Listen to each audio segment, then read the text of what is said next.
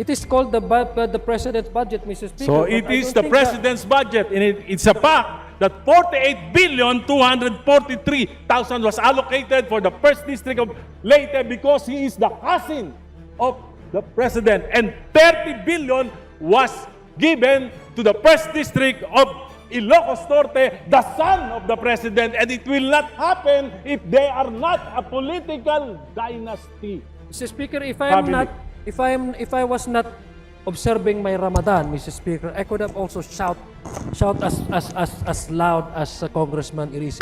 If I may, but Mr. because if I may, I'm Mr. passing a Sponsor. Ramadan, I'm prohibited, Mr. Speaker. Mr. Sponsor, Allow me first, Mr. allow Speaker. me first.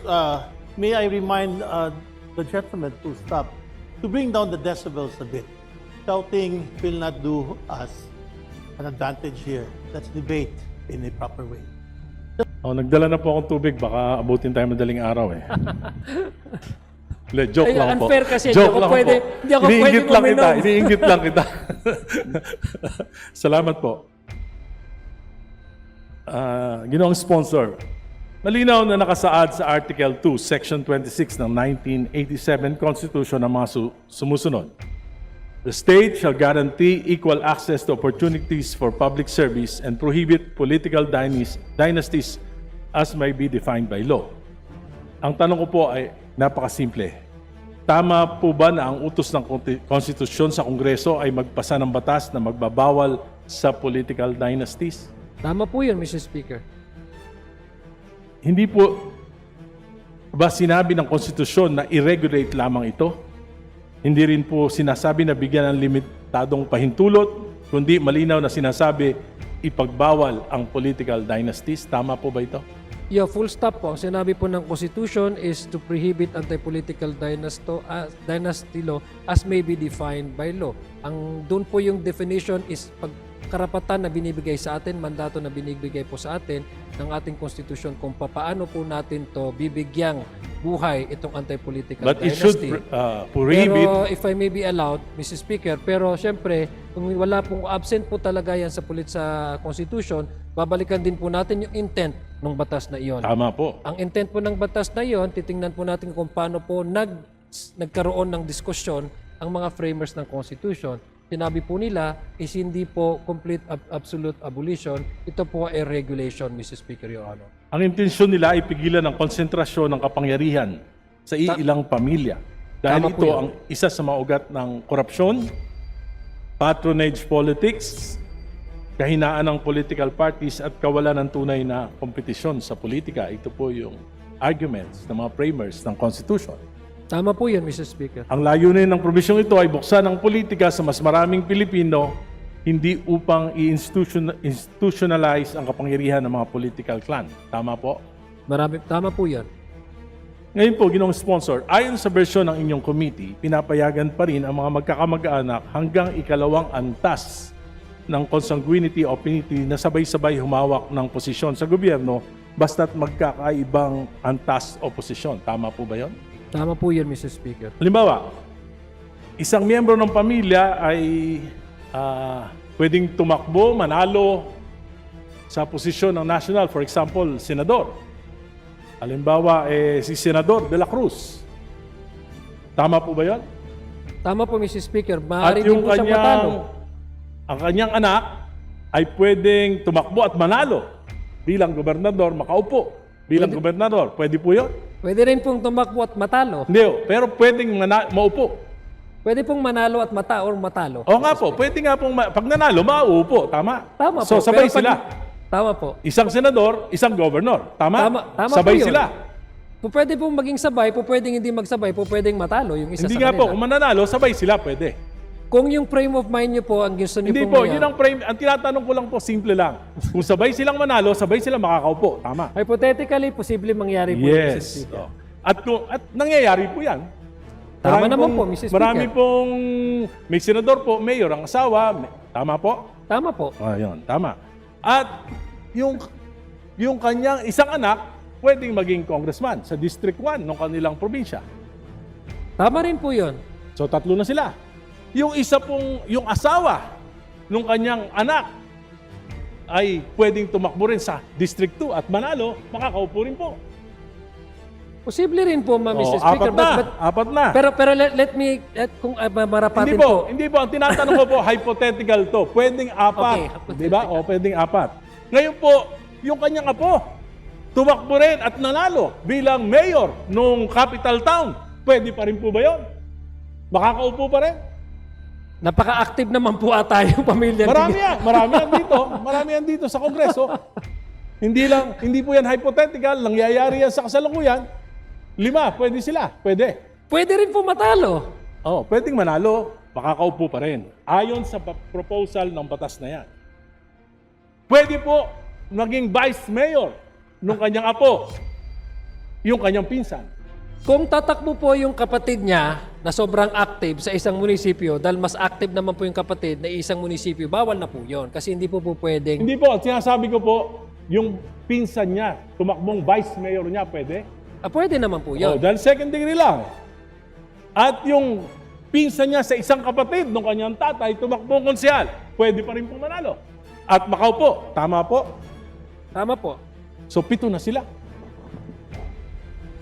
At yung asawa nung kanyang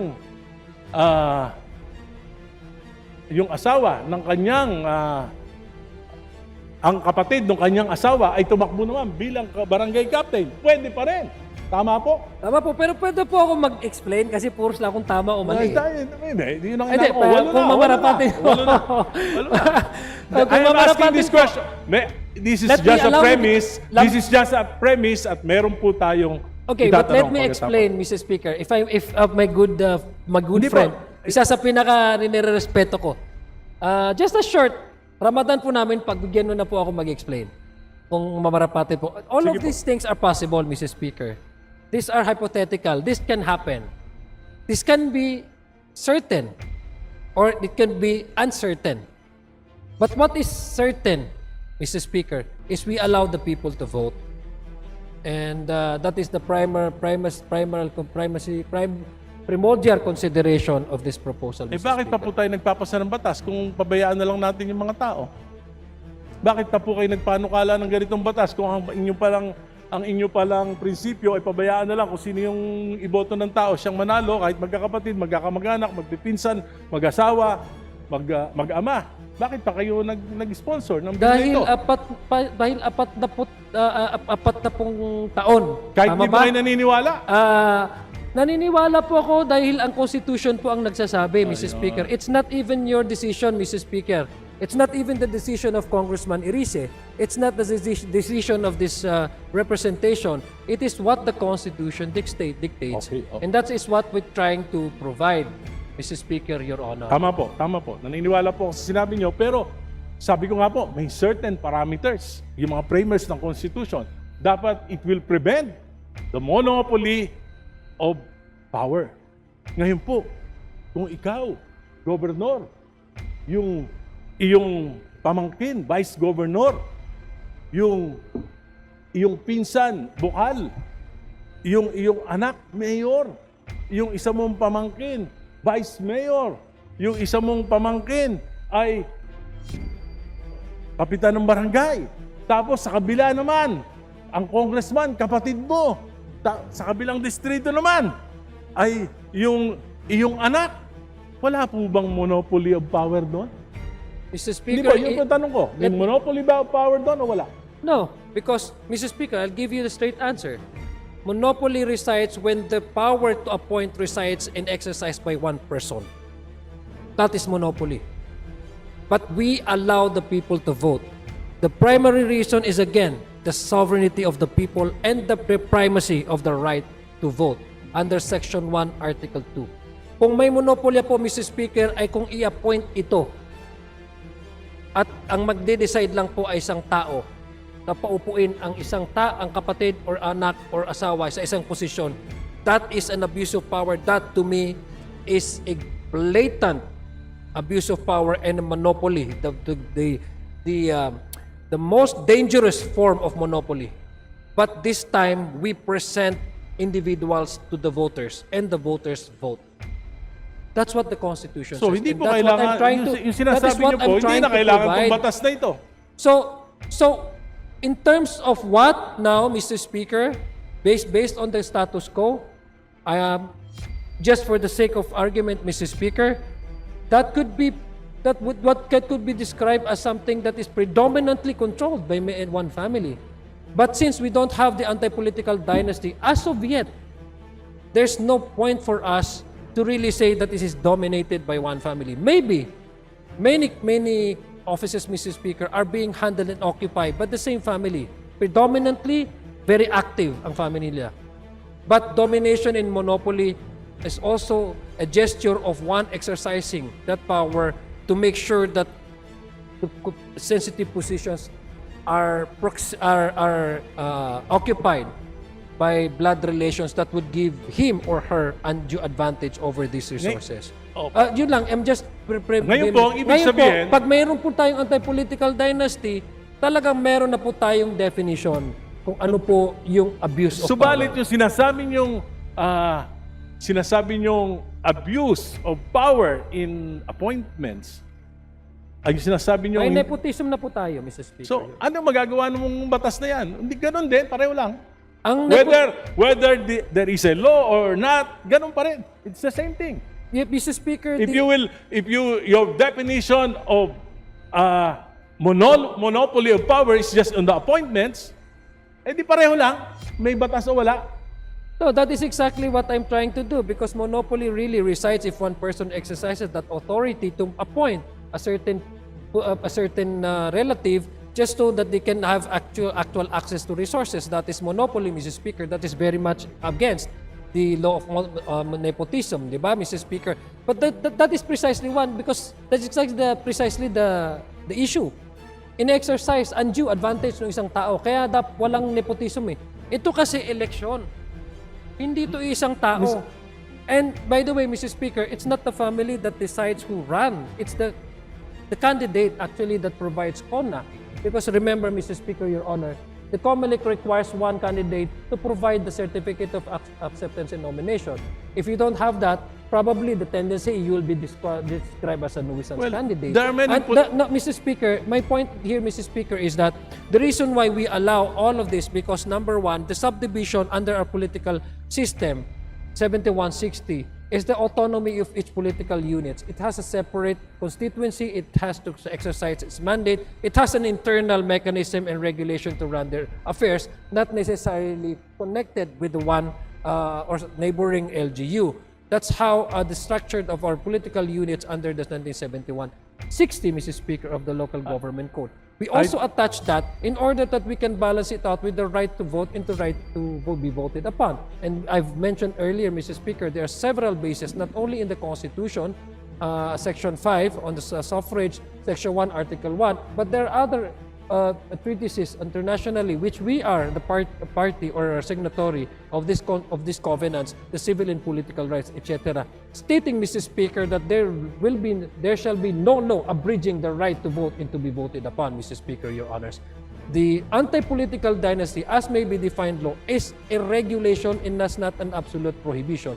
It is an exemption. So we are doing this, Mr. Speaker, in order to decongest the control of one family over one locality, Mr. Speaker, Your Honor, so that we can promote and uphold check and balances, which is the essential feature of a working Republican democratic country such as ours, Mr. Speaker, Your Honor. I don't think, it encourages the political families to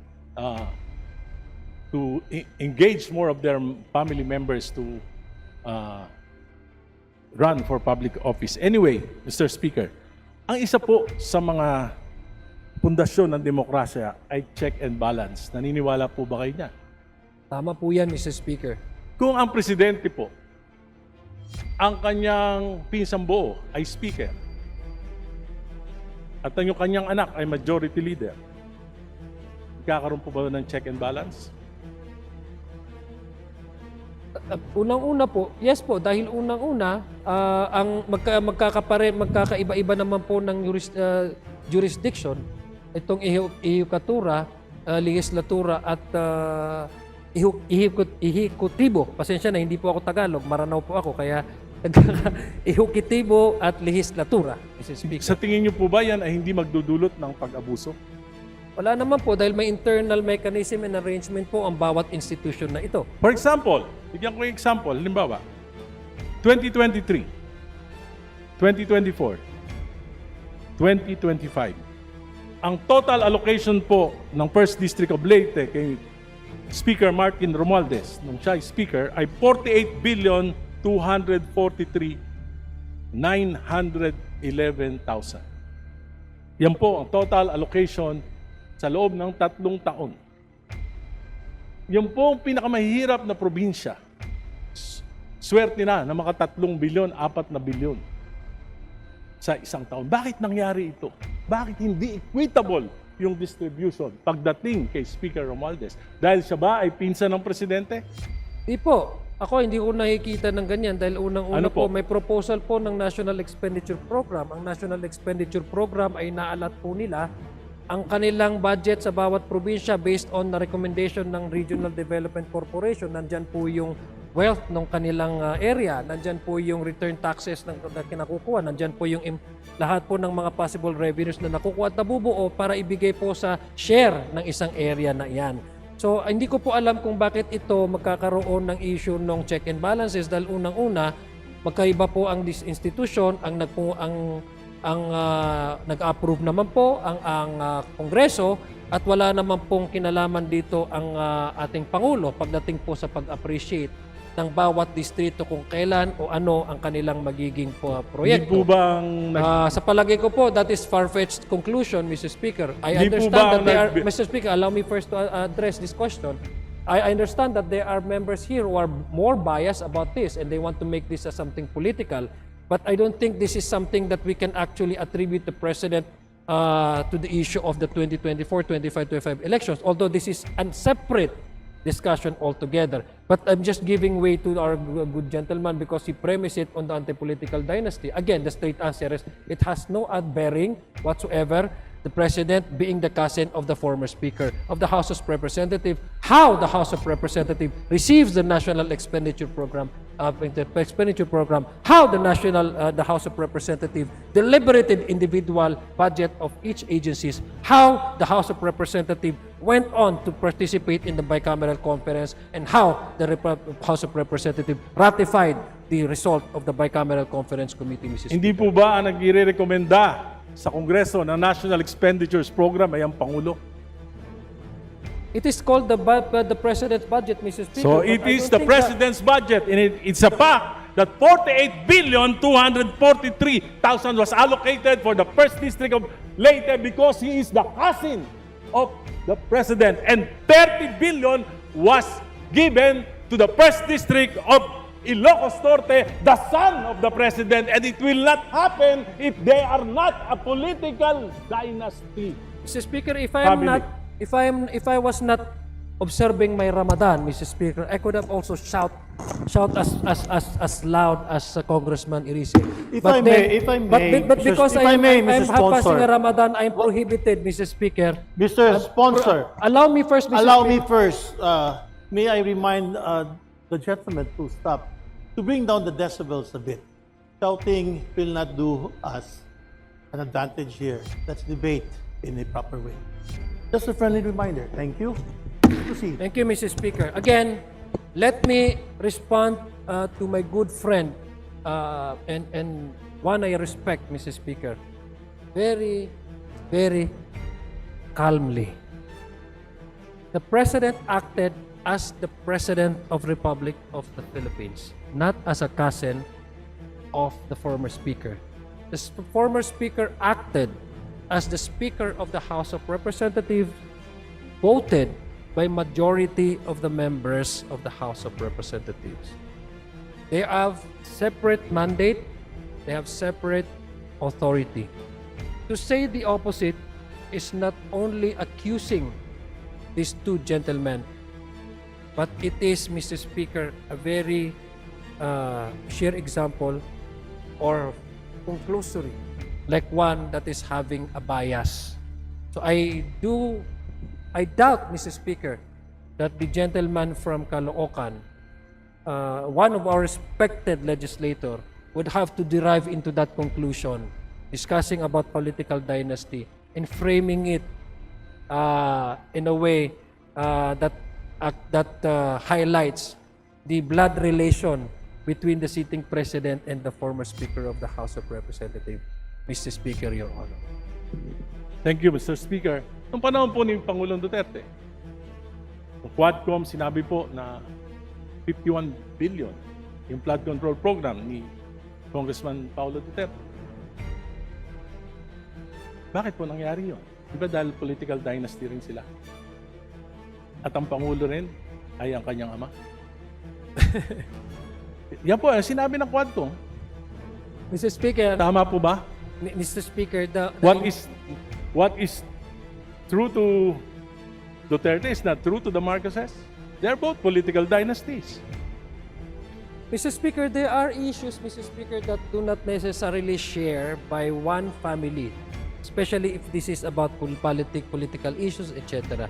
That's why you have many families running against each other. Because it does not necessarily mean that one family share the same political ideology or advocacy or opinion. But let me frame it to a more actual occurrences in the past, Mr. Speaker. And what the gentleman is referring to, the 2025 budget, Mr. Speaker. It went through, the whole country was watching, Mr. Speaker, during the deliberation. It went through the committee hearings. It passed through the House of Senate. Senate is also parallel doing their own version. And mind you, Mr. Speaker, the 2025 version of the House of the budget was not the 100% reflective of the House version the one that we adopted in 2025. Mind you, Mr. Speaker, what we adopted in the House of Representatives has the education sector has the highest number of budget amount, the GAAB House version. When it went to the BICAM, it was changed, Mr. Speaker. So where was the participation of the President vis-a-vis the House at the time, former Speaker Martin Romualdez? There was none. If you ask me, There was. there was none, Mr. Speaker. There Number was. two, The House ratified allow me to, Mr. the BICAM report. The Mr. House Speaker, again, ratified. I would pretend that the good gentleman from Caloocan is observing the proper decorum because I am under fasting, Mr. Speaker. I would humbly request him, for the sake of our shared Abrahamic faith, to please avoid shouting. Sorry. Because I can hear you. I can hear you quite clearly, Mr. Speaker. Mr. Sponsor, may Thank I just you. respond to you? Yeah, I will. Yes. I Allow me first. I am not angry. Allow me This is first just to my continue. natural voice. And I'm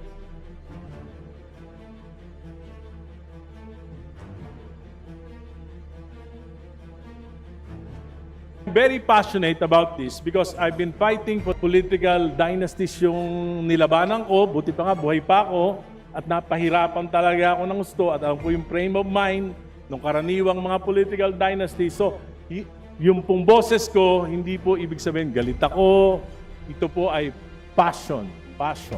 Salamat po. Maraming salamat po. Thank you for that explanation. I agree, Mr. Speaker, that the good gentleman from Caloocan is very, very passionate. And the District of Caloocan is very, very fortunate to have the likes of Congressman Irisi as the representative, Your Honor. That's why I said, isa po siya sa nire-respeto ko po. I'm not saying this because he is standing across me. He really is earned my respect. Again, to respond to the question, number one, wala pong nakikita tayo doon na participation. In fact, the President vetoed a portion of the 2025 GAA, Mr. Speaker. So that would again conclude the response of this representation. And if I may request, Mr. Speaker, the good gentleman, to go back to the main topic, which is the anti-political dynasty. And if possible, we can segue with the 2025 budget, but I'd suggest that we don't dwell our time in the debate and argument on the 2025 budget, which has already been the subject of many things, Mr. Speaker, Your Honor. Mr. Speaker, I'm just trying to point out that political dynasties breeds corruption. And during the time of Speaker Romualdez and President Marcos. Dito po yung nangyari yung pinakamalaking pagnanakaw sa kaban ng bayan. And we cannot not put blame to this house kasi po niratify natin yung BICAM committee report. Hindi po ako kasama nun, hindi ako kasama nung 19th Congress. Niraratify po yan. At yan po nangyari, 800 billion diversions and amendments noong 2023, 2024 po 700 billion at 2025 300 billion plus. Hindi po yan nangyari kung wala pong naniniwala ako kung wala pong monopoly of power. Kasi po dito lang sa bansa natin nangyari na wala po akong alam na bansa na ang presidente, yung kanyang pinsang buo ay speaker at yung kanyang anak ay majority leader. Kaya po, sa tingin ko, isa ito sa dahilan kung bakit nagkakaroon po ng problema sa check and balance. Anyway,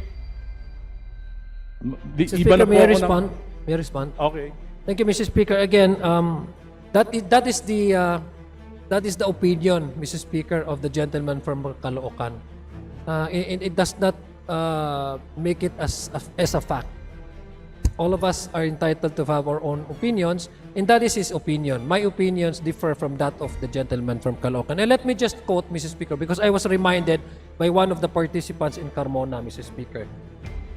The one that is actually against anti-political dynasty. According to him, Mr. Speaker, and I quote, "Those who wish to steal will steal. It does not follow that people are related. If they want to steal, they will steal." That's a very logical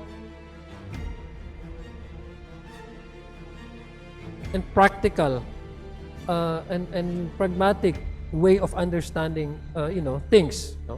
Hindi naman nangangulugan na magkakamag-anak ay lahat niyan sila magnanakaw. Kasi kung magnanakaw ang isang tao, hindi kinakailangan maging anak ng hari palag magnakaw. Kung ayaw magnakaw ng tao, maski hari yan, hindi yan magnanakaw. And I'm sorry to Congressman Benny Abante, let me quote a passage in the Bible, the story of King Solomon. I mean, he's a king. He can even he governs all the sort of any kingdoms, but he did not steal anything. And the witness of that is the Bible. I'm citing to you this, Mr. Speaker, because each of us would have his or her opinion, and this opinion cannot be treated as a fact. So that is the opinion of the good gentleman from Caloocan, which I respect. And I think that his opinion is wrong. And that is my opinion, Mr. Speaker, Your Honor. Totoo po yun na kung ang isang tao ay ayaw magnakaw, hindi magnanakaw. Pero kung ang tao ay gustong magnakaw, magnanakaw siya. Pero mas madaling magnakaw kung yung tatay mo ay yung nakabantay sa kaban ng bayan at yung tsuhin ay siya namang may hawak ng susi. Anyway, I'll go to the next item. Equal access. Ang parehong probisyon ng konstitusyon ay nagsasabi rin na dapat garantihan ang pantay na pagkakataon ng mga mamamayan na kapagsilbi sa pamahalaan. Ngayon po, kung gobernador, vice governor, magpinsan, mayor, kapatid, tatay, congressman, kapatid, congressman, yung lolo, senador, saan pa po papasok yung mga leader kabataan, mga profesional, mga reform advocate, yung mga magagaling na mamamayan na gusto rin maglingkod pero parang wala nang mapasukang pwesto, baka yun na lang mga konsekonsyal at mahirap ang manalo dahil karamihan po dito ay dominado na ng, kung hindi na po political parties ngayon, sana kung political, liberal, nationalista, PDP, hindi na po. Ngayon po, meron na ring mga local political parties controlled by political dynasty. Saan po papasok itong mga to? Mr. Speaker, in the 1935 Constitution, Mr. Speaker, we only have two party systems, the Nationalista and the Liberal Party. In the 1987 Constitution, we made it into multi-party system precisely because should be coincide with the provision in the Constitution to allow everyone for equal access to opportunities, including public service through electoral processes. Mr. Speaker, there's no preclusion. There's no prohibition for anybody to run. No? Lahat naman po pwede. Yung magagaling from the other sectors, kung halimbawa sabihin natin na overcrowded ng politika, halimbawa ng family, yung mga posisyon, paano naman yung ibang political families o yung ibang kandidato, saan sila pupwesto? Pupwesto naman, pwede naman po sila kasi ang halalan, kung nasa sa tamang taon ka, edad, wala ka namang kaso, hindi ka naman madideclare nuisance, at meron ka namang partido na nire-representa at ninominate ka ng partido mo, pwede ka naman tumakbo. Wala naman nagsasabing bawal eh. Kaya nga po, ang aking kasagutan sa aking kaibigan at mukhang tutulungan po niya ako dito, kailangan natin i-pair itong anti-political dynasty. Balikan po natin yung campaign finance. Kasi isa po yan sa mga issue na kailangan natin tingnan para ma-level yung playing field, yung gustong tumakbo, magkaroon ng better chance. Kasi naniniwala man po talaga ako kay Congressman Irice. Meron talagang mga qualified na candidate na because they don't have that resources, ay wala silang pagkakataon na manalo. So baka pwede natin balikan yung mga electoral reform measures tulad po ng campaign finance, strengthening political system, Mr. Speaker, Your Honor. Tama po yun sapagkat, Mr. Speaker, kapag ka nagpapalit-palitan yung isang pamilya sa dekada-dekadang mga eleksyon, talagang mahihirapan dahil sa name recall pa lang, talo ka na. Di ba? Pangalawa, yung financial resources, nagagamit yung pondo ng bayan, AKAP, AIX, TUPAD, di ba? Ganun. At mga proyekto. At ito po ay nagpapalakas ng kasi po yung mga political dynasties, ang aking pananaw, para manatili sila sa kapangyarihan, gagawin nila ang lahat eh. Kaya pumapasok na po dyan yung corruption, patronage, politics, at ang hindi na po yung kaunlaran ng bayan kung minsan yung naasikaso, kundi yung political dependency ng mga mamamayan para hindi sila matanggal sa pwesto, manatili sila sa pwesto. Kaya nga, pagkatagal-tagal na nila sa pwesto. At makikita nyo, yung pinakamahihirap na bayan sa ating bansa ay pinamumunuan, pinagaharian ng mga political families.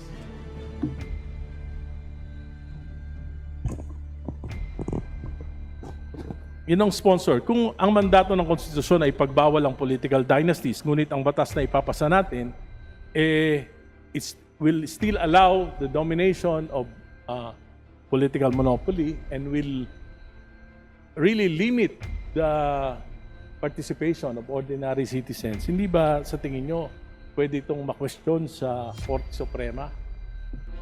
The Speaker, the reason why we are actually trying to at least balance it out, no, to give also primacy to the general principle, which is the equal access for all for public service, and it is in the first line, Article 26, Section 2, no. The state shall ensure equal opportunity to public service, and then there comes the next line, which is prohibiting the anti-political dynasty, is in order that we avoid a possible question or petition before the Supreme Court. That is what we intend to avoid. Because I personally would like to, I should be candid about this, no? Let me be honest with this. It is not, as a form of a track record, it is not good on my reputation to sponsor something which later on struck by the Supreme Court as constitutional. But to give you the direct answer, yes, anything can be questioned before the Supreme Court. This is a Republican democratic country. Anybody can do so. Salamat po. Nais kong banggitin po sa ating chairman ng Committee on Suffrage and Electoral na napakalayo po ng bersyon ng panukalang batas na tinatalakay natin dito sa bersyon na inaprubahan ng committee sa Senado. Ang pagkakaiba ng malayo po magpapatuloy po tayo sa bersyon ito, hindi kaya posibleng magkaroon ng deadlock o impasse sa Bicameral Conference Committee At kung mangyayari yun, hindi po ba magiging resulta ay walang anti-political dynasty law na may papasa? And again, Mr. Speaker, that is what we do, no, and what as much as possible try to avoid. There will be discussions, I'm sure. Sigurado po yan. Medyo mainit po yung discussion sa BICAM. Sigurado po dahil yung may mga disagreeing provisions nga po. Kaya nga po magkakaroon, I think, ng mas masusing,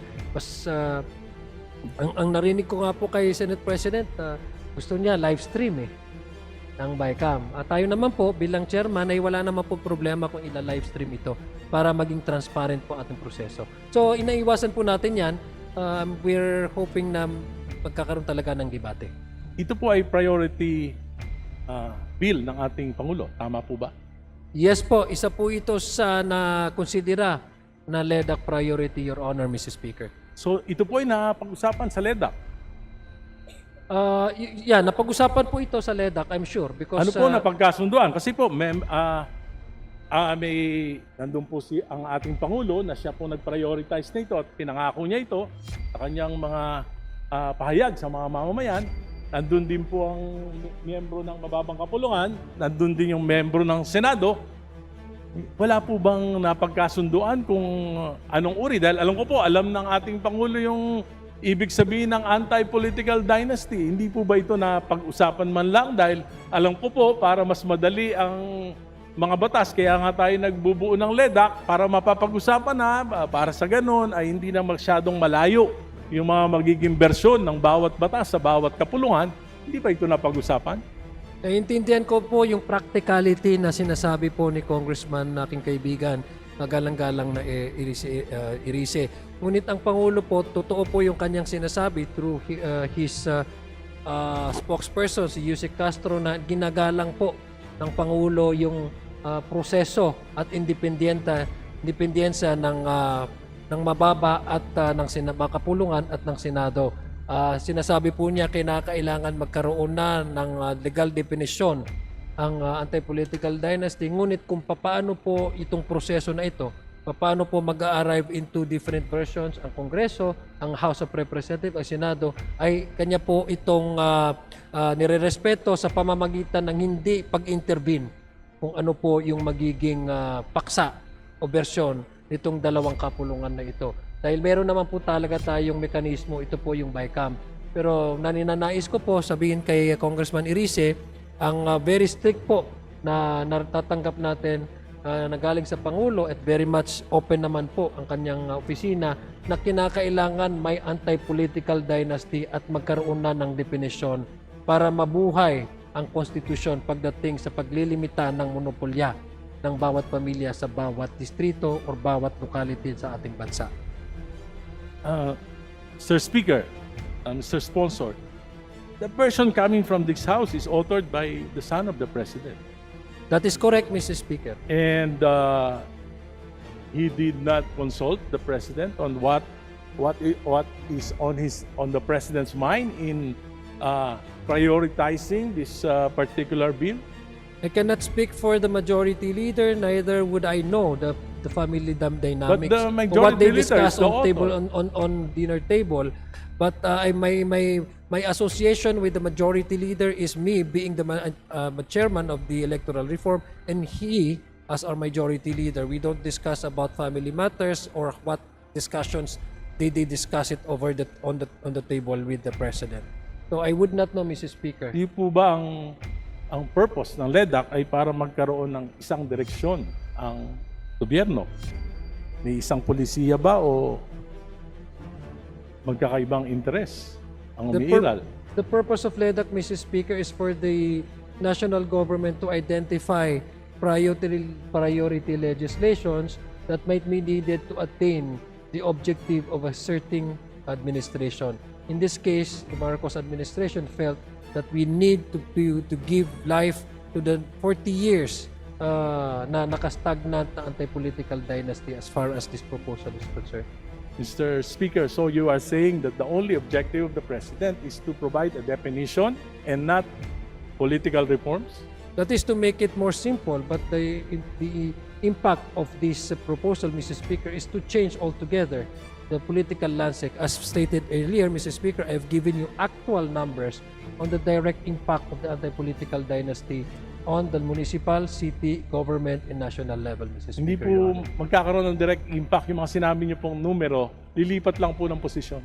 That we cannot do because Yes, lilipat lang po. I am here as a sponsor, not as Yes. as clairvoyance. I cannot predict what will happen to those who will be displaced by this anti-political dynasty measure.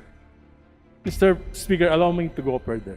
Because this is no longer just about legislative inconsistency. This is about sincerity. If this House passes a bill that effectively protects political dynasties, then what message that send? It sends a message that the President's commitment to political reform ay hindi totoo. That his promise to prevent repetition of trillion peso corruption, particularly in sectors like flood control, ay hindi seryoso. That instead of real reforms, what we are seeing is appeasement, delay, at pagpapalipas ng galit ng taong bayan. Marami na po nagrarally against anti-political dynasty. Let us not deceive ourselves. When you file a weak law, when you pass a diluted version, when you allow contradiction between the House and the Senate, you are not solving the problem. You are buying time until people get tired, people forget, and accountability disappears. And that is the danger. Because corruption thrives not only in secrecy, but in delay, distraction, and deception. Mr. Speaker, ulitin ko po, bilang pagwawakas, ulitin ko lang po, mabuti. Kung may papasa natin yung batas na ito, ay kung ako po ay tatakbong governor at nanalo, makakaupo ako. Sana manalo ka. Kung manalo po. Okay? Hypothetical question. Kung ako po ay tumakbong governor, nanalo ako, makakaupo ako. Tama po? Pwede? Yes, kung manalo po kayo. Kung yung anak ko ay tumakbo na congressman sa 1st District at nanalo po, makakaupo din po. Yes po, kung manalo. Pwede po? Kung manalo po. Dalawa na kami. Yung isa ko pong anak, dalawa lang po yung anak ko. Tumakbo naman sa District 2 ng Caloocan at nanalo. Makakaupo din po.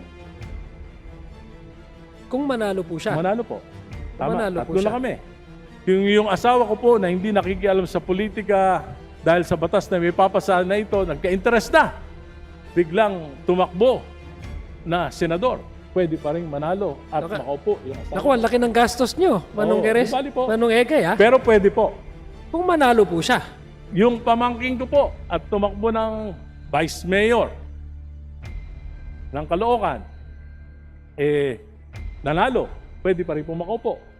Kung manalo po siya, and I hope that is not your plan, ha? Hindi nga po. Kaya, Medyo malaki ang gagastos. na-encourage po ako sa batas nyo eh. Sa panukala nyo. Pwede. 5. Kung mananalo po, kasi ang taong bayan po ang magde-decide, Kaya nga po, Mr. Speaker, kaya Your tanong mo Honor. nga lang po kung pwede. Pwede po. Tama po, kung siya po yung pinoto ng ating taong bayan, sila po yung may kapangyarihan. So tama po, mananalo po kung At binoto yung ng taong bayan. sister-in-law ko po, kung tumakbo pong mayor at nanalo, pwede pa rin makaupo. Pag nanalo po at binoto siya ng taong bayan, mauupo po talaga siya. So, ito po ay hindi po anti-political dynasty law. It will institutionalize political dynasties. At palagay ko po, nag-Pinoy henyo tayo. Pwede ka na pwede. Kaya ang final na sagot ko po, hindi to anti-political dynasty law. Ito po ay isang budol. Budol. Budol. Salamat po.